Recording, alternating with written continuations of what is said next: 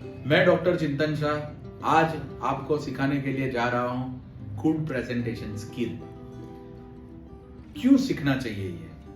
क्योंकि जहां जहां पे आप आपके बिजनेस को प्रेजेंट कर रहे हैं वहां पे आपका इंप्रेशन बहुत बढ़िया आपको क्रिएट करना है।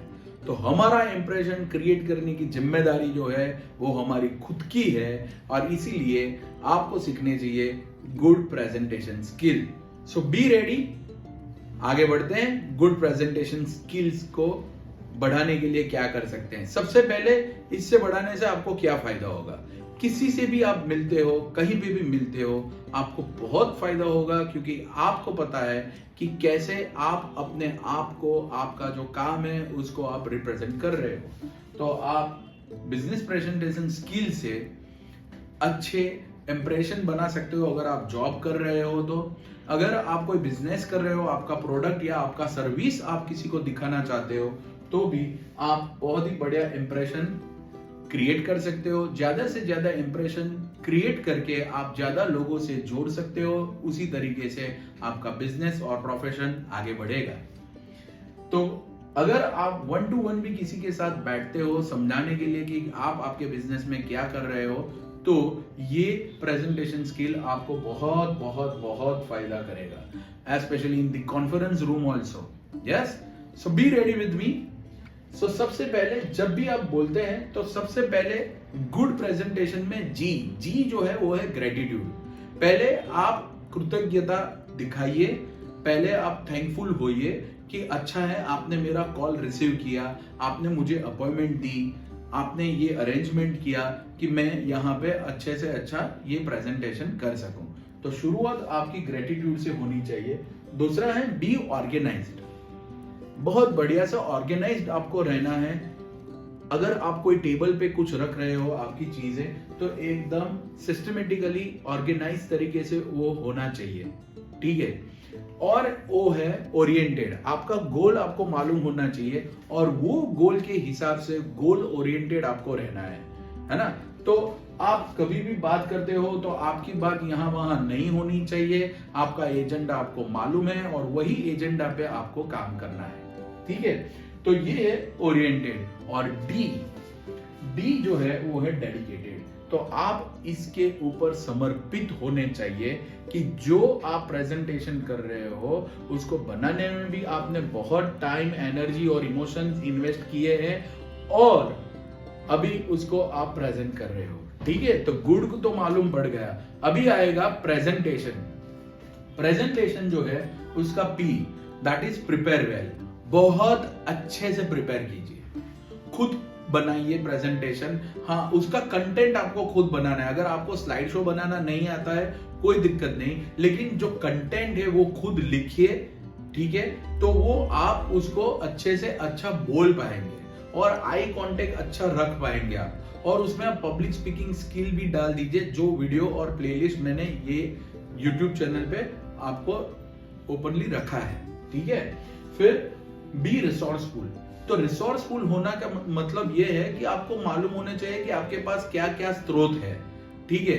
जैसे मेरे पास अभी ये स्रोत है जो इससे मैं प्रेजेंटेशन अभी चला रहा हूं, एक के बाद एक स्लाइड आती है, इसमें भी एनिमेशन आते हैं, तो वो मैं यूज कर रहा हूं। जो डिजाइन आपकी प्रेजेंटेशन की हो वो एलिजेंट होनी चाहिए।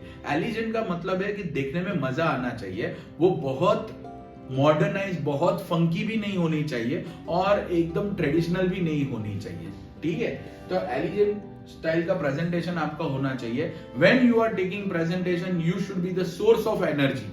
तो जितना आपका एनर्जी होगा उतना इन्वॉल्वमेंट लोगों का रहेगा उसके अंदर। अगर आपकी एनर्जी सही नहीं है तो आप एनर्जी डिलीवर नहीं कर पाओगे और जो प्रेजेंटेशन है वो आपका बोरिंग हो जाएगा। इसके लिए आप एक और भी चीज कर सकते हो कि उसको 2 वे कर सकते हो, यानी इंटरएक्शन वाला। लेकिन वो आपको गुमराह भी कर सकता है, डिस्ट्रैक्ट भी कर सकता है। इसीलिए अवॉइड कीजिए क्वेश्चंस और वो सब चीजों को इन बिटवीन। ठीक है। तो एंटरटेनर, तो इसमें एंटरटेनमेंट वाला भी एक सेगमेंट आपको डालना है जो आपको सेंस ऑफ ह्यूमर देगा। ह्यूमन फैक्टर जो है वो होना चाहिए इसके अंदर। ठीक है। say no to what, all the queries, all the questions in between. बीच बीच में आप क्वेश्चन मत लीजिएगा, वरना आप डिस्ट्रैक्ट हो जाओगे और कहीं और जगह पे डिस्कशन और कोई और टॉपिक पे, कोई और बात पे फिर डिबेट बहुत डिटेल हो जाएगा, तो आपके कंट्रोल में कुछ नहीं रहेगा। फिर क्रिएट ट्रांसपेरेंसी, यानी ट्रांसपेरेंसी का मतलब यह है कि अगर कोई 6th स्टैंडर्ड का या 5वीं या 6वीं का बच्चा अगर वो प्रेजेंटेशन आपका देख रहा है तो उसको भी मालूम पड़ना चाहिए। उतना ट्रांसपेरेंसी वाला बनाओ, उसके अंदर शॉर्ट फॉर्म का यूज मत कीजिए, जैसे एसएमई, स्मॉल मीडियम एंटरप्राइज, तो उसको पूरा ही लिखो आप, ठीक है ना, क्योंकि सामने जो बैठा है उसका नॉलेज, उसका बैकग्राउंड आपको मालूम नहीं है। अगर है मालूम तो आप वो टर्मिनोलॉजी का यूज बाकी कर सकते हो। अटेंटिव, बी अटेंटिव, क्या चल रहा है पूरे रूम में, कौन कहां देख रहा है, कौन आया कौन गया, वो सब में आपका ध्यान होना चाहिए।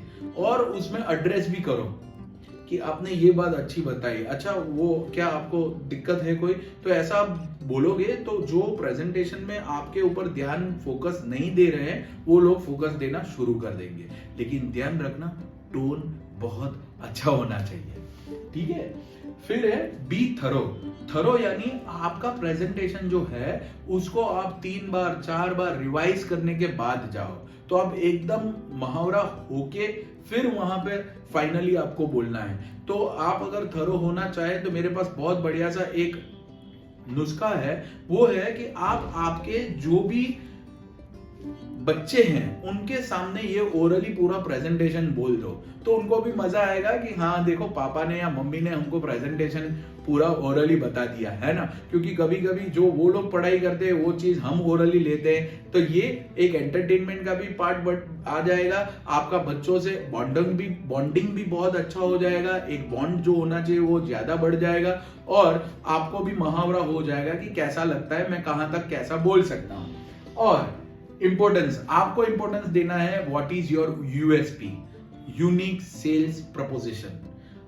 आप ही क्यों अच्छे हैं, क्यों उनको आपको सेलेक्ट करना चाहिए, आपके मेन प्रोडक्ट और मेन सर्विस को इंपॉर्टेंस ज्यादा देना है। और ऑपरेशनल क्लैरिटी आपके पास होनी चाहिए, जैसे अगर आप लैपटॉप का यूज कर रहे हैं, अगर टैबलेट का यूज कर रहे हैं, लैपटॉप है, फिर ऐसी कोई इंटरेक्टिव फ्लैट पैनल है, प्रेजेंटेशन के लिए ये प्रेजेंटर का यूज कर रहे हैं, तो आपको उसके ऑपरेशन कैसे करना है, कैसे उसको ऑपरेट करना है, वो आपको मालूम होना चाहिए। And the end is that a neat and clean. You should be neat and clean. अगर दाढ़ी रखते हो तो बहुत बढ़िया सी ट्रिम सी दाढ़ी होनी चाहिए, ठीक है। तो आप एकदम नीट एंड क्लीन होने चाहिए, जिससे आपका इंप्रेशन बहुत बढ़िया रहेगा। और एक बात सबसे बढ़िया याद रखिएगा, express yourself impressively. You are not over that to present something but to impress them. Yes, आशा रखता हूं ये वीडियो आपको अच्छा लगा होगा। Thank you so much for watching this. Please इसको लाइक कीजिएगा, शेयर कीजिएगा। Once again this is doctor Chintan Shah.